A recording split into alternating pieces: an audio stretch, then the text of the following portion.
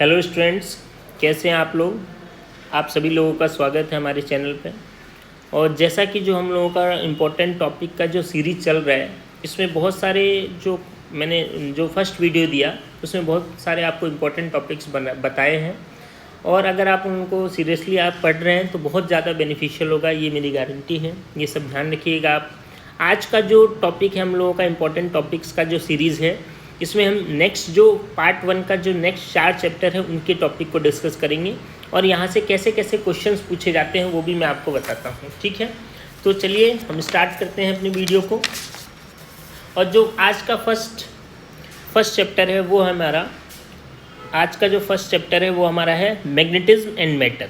Magnetism and matter, इस chapter का नाम ही देखिए, मैग्नेटिज्म एंड मैटर। क्या कि जो हमारा अर्थ है अर्थ वो कैसे बिहेव करता है, एक मैग्नेट के जैसा। कैसा बिहेव करता है, एक मैग्नेट के जैसा।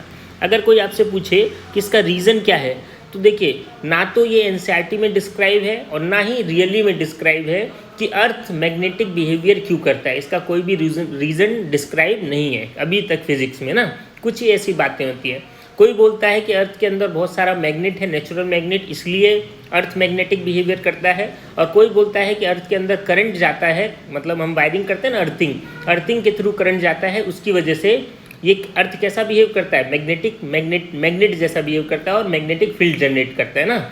बट एग्जैक्ट रीज़न अभी तक किसी ने नहीं दिया और ना ही इसको एक्सेप्ट किया गया है। ठीक है, तो इस चैप्टर में से हमको पढ़ना क्या है, ये जो चैप्टर है एग्जैक्ट आपका फर्स्ट चैप्टर जैसा है। फर्स्ट चैप्टर में क्या था, जैसे इलेक्ट्रिक डाइपोल वगैरह था, ऐसे यहाँ पे क्या है, मैग्नेटिक डाइपोल है।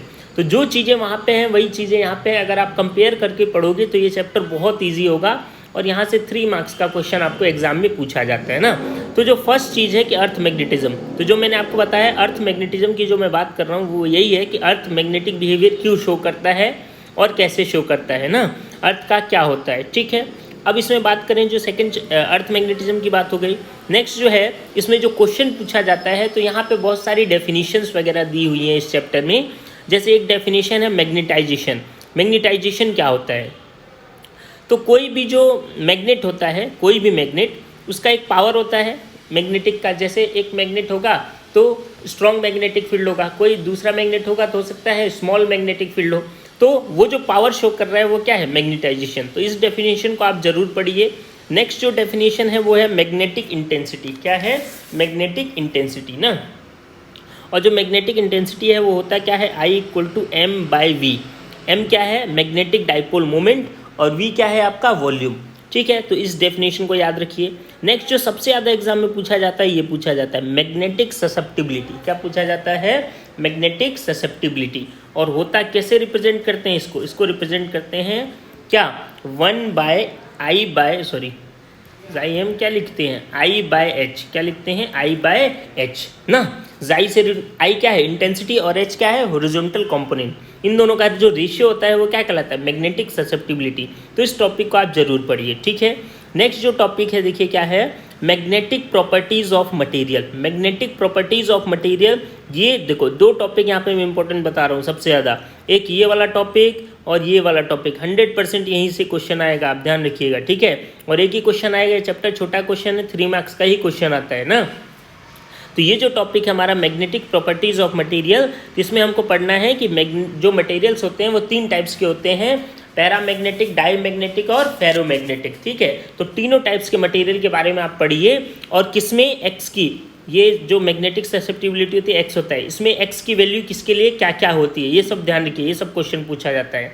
नेक्स्ट जो लास्ट टॉपिक है इसका हिस्टैरिसीस कर्व है। यहाँ पे किसी भी मटेरियल की मैग्नेटिक बिहेवियर के बारे में कर्व शो करा गया है, तो कर्व को आप जरूर बना के जाइए एग्जाम में। क्लियर है, तो ये हो गया हमारा चैप्टर 5। अब चैप्टर 6 की अगर बात करें तो चैप्टर 6 ज़्यादा इंपॉर्टेंट है एज कम्पेयर टू चैप्टर 3। हमारा 3 मार्क्स का था, यहाँ से हमारा 4 to 5 मार्क्स आता है एग्जाम में। ठीक है ना, तो क्या है क्वेश्चन, फर्स्ट जो है म्यूचुअल इंडक्शन। 2 टाइप्स के इंडक्शन होते हैं, एक होता है सेल्फ इंडक्शन, एक होता है म्यूचुअल इंडक्शन। सेल्फ इंडक्शन क्या होता है, कोई कॉयल है, मान लो उसमें करंट फ्लो हो रहा है, तो इस करंट के फ्लो होने की वजह से किसने बताया था, ओरस्टेट ने बताया था। किसने बताया था, ओरस्टेट ने। साइंटिस्ट थे एक ओरस्टेट, उन्होंने बोला था कि अगर करंट फ्लो होता है तो करंट फ्लो होने की वजह से क्या प्रोड्यूस होता है, मैग्नेटिक फील्ड, और मैग्नेटिक फील्ड की वजह से क्या चेंज होता है, मैग्नेटिक फ्लक्स, और उससे क्या डेवलप होता है, करंट।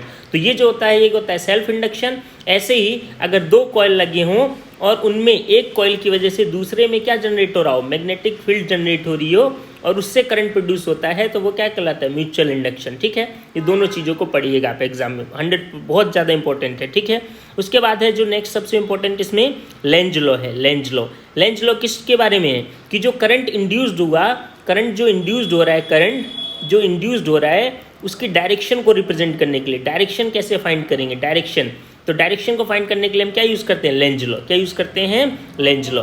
लास्ट जो है नेक्स्ट ईडी करंट, क्या है, ईडी करंट। ईडी करंट क्या होता है इसको भी पढ़िएगा, बहुत बार एग्जाम में आया है ईडी करंट। ठीक है, ईडी करंट बहुत बार आपके एग्जाम में पूछा गया है ना। नेक्स्ट जो है क्या है, एसी जनरेटर। एसी जनरेटर ये बहुत इंपॉर्टेंट टॉपिक है, अगर बड़ा क्वेश्चन आता है 5 मार्क्स का तो यहीं से आएगा।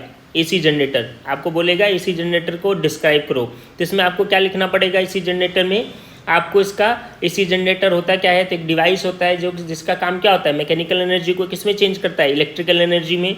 वर्क किस पर करता है, तो इलेक्ट्रोमैग्नेटिक इंडक्शन पे वर्क करता है। इलेक्ट्रोमैग्नेटिक इंडक्शन का मतलब क्या होता है, अगर किसी क्लोज लूप की वजह से जो फ्लक्स जनरेट हो रहा है उस फ्लक्स को अगर हम चेंज करते हैं तो चेंज करने की वजह से क्या प्रोड्यूस होता है, करंट प्रोड्यूस होता है, जिसको क्या बोलते हैं, इंड्यूस करंट। इसी प्रिंसिपल पर वर्क करता है, तो इसका प्रिंसिपल क्या होता है, इलेक्ट्रोमैग्नेटिक इंडक्शन होता है। ठीक है, ये टॉपिक बहुत इंपॉर्टेंट है।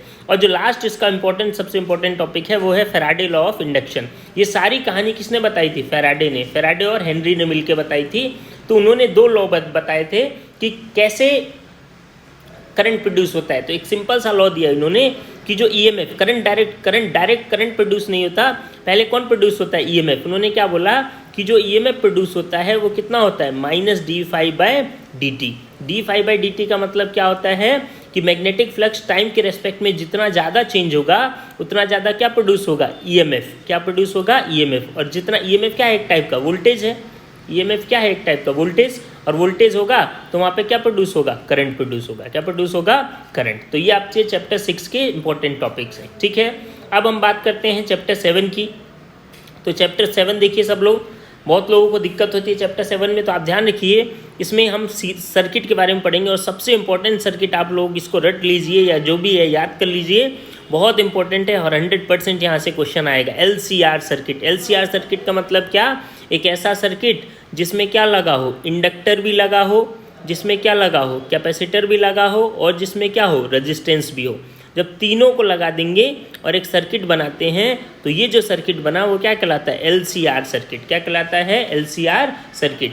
तो LCR सर्किट को पढ़ना है, इसका फेजर डायग्राम पढ़ना है। क्या पढ़ना है, फेजर डायग्राम। क्या पढ़ना है, फेजर डायग्राम। ठीक है, फेजर डायग्राम। और यहाँ पे एक वर्ड यूज़ होता है इम्पेंडेंस। क्या यूज़ होता है, इम्पेंडेंस। इम्पेंडेंस मतलब जैसे सर्किट में रेजिस्टेंस होता था, ऐसे यहाँ पे जब 3 सर्किट मिल जाएंगे, मतलब इंडक्टर मिल जाएगा, कैपेसिटर मिल जाएगा और रेजिस्टर मिल जाएगा, तो इन तीनों की वजह से जो रेजिस्टेंस डेवलप होगा उसको क्या बोला जाता है, इम्पेंडेंस बोला जाता है। तो न्यूमेरिकल यहाँ से पूछा जाता है, तो आप लोग जरूर करिए ना। नेक्स्ट जो है क्या है, power in an AC circuit, कि AC सर्किट में पावर कितना होता है। AC सर्किट क्या चेंज होता है, AC ऐसा होता है कि AC की वैल्यू टाइम के रेस्पेक्ट में कंटिन्यूस क्या होती है, चेंज होती रहती है ना। तो इसको हम कौन सी वैल्यू यूज करते हैं, IRMS। इसको क्या बोलते हैं, IRMS का मतलब क्या, रूट मीन स्क्वायर वैल्यू या इफेक्टिव करंट बोलते हैं ना। तो पावर भी चेंज होता है, तो आप इसको भी याद रखिए। नेक्स्ट जो बड़ा क्वेश्चन अगर आता है तो वो आएगा ट्रांसफार्मर से। किससे आता है, ट्रांसफार्मर। ट्रांसफार्मर क्या डिवाइस होती है, ट्रांसफार्मर एक डिवाइस होती है जिसका काम क्या होता है, वोल्टेज को रेगुलेट करना। क्या करती है, वोल्टेज को रेगुलेट। जैसे देखो हमारे घर में जो कनेक्शन आता है वो ट्रांसफार्मर के थ्रू आता है। तो जो लाइन हमारे घर के आसपास गई हुई है, अमूमन इंडिया में जो करंट सप्लाई होता है घर के लिए, बाहर बड़े वाले लाइन की बात कर रहा हूँ मैं ना, जो लाइन आपके 2 वायर होता है ना, उसमें कितना करंट होता है, 11,000 वोल्ट के करीब, 11,000 वोल्ट के करीब ना। अब सोचो हमारे घर में तो कितना आता है, 220 वोल्ट। तो डायरेक्ट यहाँ से तो करंट ले नहीं सकते 11,000 वोल्ट से, तो सबसे पहले ये 11,000 वोल्ट किससे कनेक्टेड होता है, ट्रांसफार्मर से। और ट्रांसफार्मर फिर क्या करता है, जिसको भी कनेक्शन लेना है वो ट्रांसफार्मर से अपना अपना कनेक्शन लेके जाता है। तो ट्रांसफार्मर क्या करता है, इस 11,000 वोल्ट को डिवाइड कर देता है कितने में, 220 वोल्ट में, और हमारे घर में सप्लाई जाती है। ठीक है, नेक्स्ट जो नेक्स्ट टॉपिक है LC ऑसिलेशन और रेजोनेंस फ्रीक्वेंसी। तो ध्यान रखिए यहाँ से न्यूमेरिकल पूछा जाता है बहुत बार ना, एलसी ऑसिलेशन क्या है और रेजोनेंस फ्रीक्वेंसी क्या है, ठीक है। ये भी शॉर्ट टॉपिक है, ध्यान रखिएगा। और लास्ट कभी कोई क्वेश्चन पूछता है चॉक कॉइल क्या होता है, क्या होता है चॉक कॉइल, ठीक है। तो इनके बारे में आपको पढ़ना है। नेक्स्ट चैप्टर की बात करें तो चैप्टर 8 है हमारा। ये बहुत छोटा चैप्टर है और यहाँ से अप्रॉक्स 2 और 3 मार्क्स का क्वेश्चन ही पूछा जाता है। और यहाँ पे एक ही टाइप के क्वेश्चन होते हैं, वेव्स। अब वेव्स क्या होती है, आपने क्लास 11 में पढ़ा होगा। वेव्स जो होती थी 2 टाइप्स की होती थी अगर देखा जाए। एक होती थी मैकेनिकल वेव, क्या होती थी मैकेनिकल वेव। मैकेनिकल वेव कौन सी होती है, जिसको क्या रिक्वायर्ड होता है मीडियम, जिसको क्या रिक्वायर्ड होता है मीडियम। जैसे कौन सी है साउंड वेव, क्या है साउंड ना।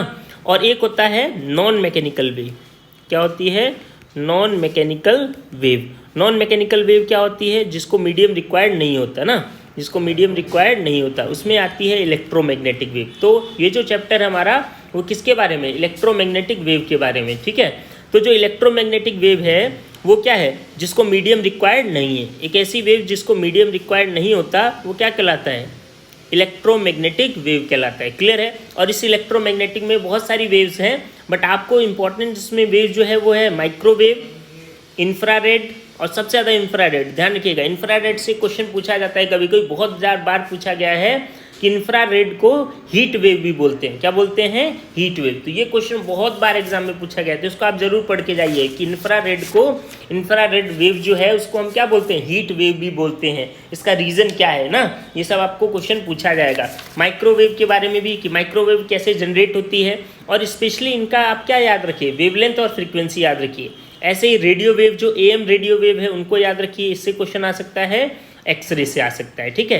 तो ये मोस्ट इंपॉर्टेंट वेव है। वेव होने को और भी सारी हैं, जैसे अल्ट्रावायलेट रे हो गई ना, आपकी टेलीविज़न रे हो गई, तो ये भी है वेव। बट ये यहाँ से क्वेश्चन पूछा जाता है स्पेशली ये 2 से, माइक्रोवेव और इंफ्रारेड वेव। क्लियर है सबको। तो उम्मीद करता हूँ आप लोगों को समझ में आ रहा है। और देखिए आप सब लोग, हम लोगों का जो इस डिस्क्रिप्शन बॉक्स में आपको क्या मिलेगा, यहाँ पे व्हाट्सअप ग्रुप मिलेगा और पुराने वीडियोस भी मिलेंगे आपको। जितने भी वीडियोस अभी तक हम लोग अपलोड हुए हैं सारे वीडियोस आपको इसके डिस्क्रिप्शन बॉक्स में मिल जाएगा। और बहुत जल्द मैं आप लोगों को चैप्टर 2 का, जैसे रे ऑप्टिक्स हो गया, वे ऑप्टिक्स हो गया, इसका PDF फाइल आपको आपके व्हाट्सअप ग्रुप में भेजता रहूँगा ना। बहुत जल्द उस पर भी काम चल रहा है, टाइम की कम होने की वजह से हम लोग भी थोड़ा बहुत ज़्यादा काम कर रहे हैं इसके लिए। तो वही उम्मीद करता हूँ आप लोगों को जल्दी से जल्दी मैं भेज पाऊँ ray optics, specially ray optics का और वे ऑप्टिक्स का ना। पहले मैं आपको उसका पूरा PDF भेज दूंगा। हम लोगों का टाइप करा वाला नोट्स है, खुद का टाइप करा वाला नोट्स, उसमें सब कुछ है। आप अगर अच्छे से पढ़ते हैं तो एक भी क्वेश्चन आपका रे ऑप्टिक्स और वे ऑप्टिक्स से नहीं छूटेगा, ठीक है। तो उम्मीद करता हूँ आप लोगों को समझ में आ रहा है और बहुत हेल्प हो रही है। वही बार आप लोगों से रिक्वेस्ट है, आप देखते हैं तो हम लोग वही देख रहे थे, देख बहुत सारे लोग रहे हैं बट लाइक नहीं हो रहा है और ना ही सब्सक्राइब हो रहा है। तो प्लीज़ आप लोग लाइक करिए वीडियो को और सब्सक्राइब जरूर करिए। Thank you.